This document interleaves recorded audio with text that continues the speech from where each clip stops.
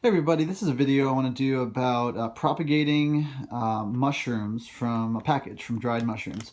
It's something I haven't done before, but I took a course recently with Trad Cotter of Mushroom Mountain, and he talked about how to do it. So just take a look behind this package right here. The kind that are in here are Porcini, Black Trumpet, Morels, Chanterelles, and Lobster. I think they're all in here. They're all represented. Some of these aren't necessarily going to be propagated that well in the way we're going to do it, such as the chanterelles and the morels, because they usually need a living host. I don't know about the other ones, so we're just going to find out. So let me show you how we're going to propagate these.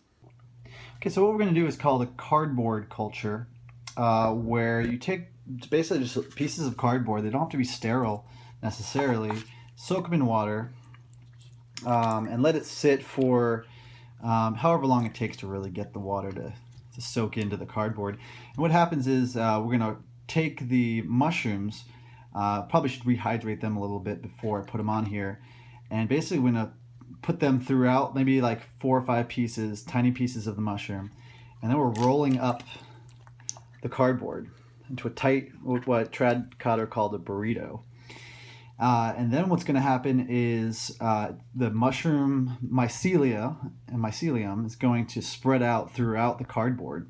And the reason why we do little pieces all around it is if you put all the mushroom in one spot, it takes a lot longer for it to spread out throughout the cardboard. But if you put some here, some here, some here, some here, the mushrooms spread out in all different directions, and it will colonize the entire piece of cardboard much quicker. So that's how we're going to do it. This has probably been soaking for long enough, so let's try making the burrito.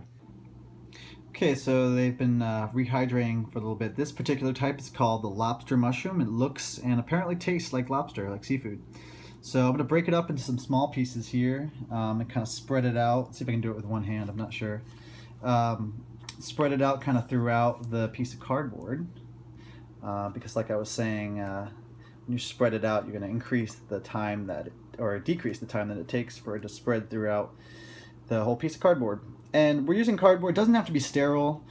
A lot of times with mushroom cultivation, you need things to be perfectly sterile so there's no bacteria that's going to compete. And there probably is some bacteria and some molds that is on this piece of cardboard, but because it's going to be refrigerated, because this is cardboard and it's maybe a little bit harder to break down for food for bacteria, the fungi is going to dominate. So as you can see, I'm just kind of rolling up this burrito, this lobster mushroom burrito. And then once it's done, we're going to throw it in a plastic bag. So I labeled the little lobster burrito there, and I'm going to try it with the other mushrooms. We have the porcini, the black trumpet here, the morel, which is going to be a stretch because they generally don't get cultivated very easily, and I don't know how they like to grow in cardboard. I think they like dead elm trees better.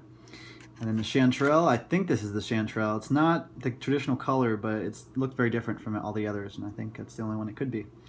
And it's also one of those mycorrhizal fungi that might not grow well in cardboard, but we're going to try, and we're going to see if it's going to work. So I'm going to throw this guy in the refrigerator. I guess you can also leave it out, but it's recommended in the refrigerator because it slows the bacteria growth and kind of helps the fungi take over. And we'll check in a month or so and see how they're doing.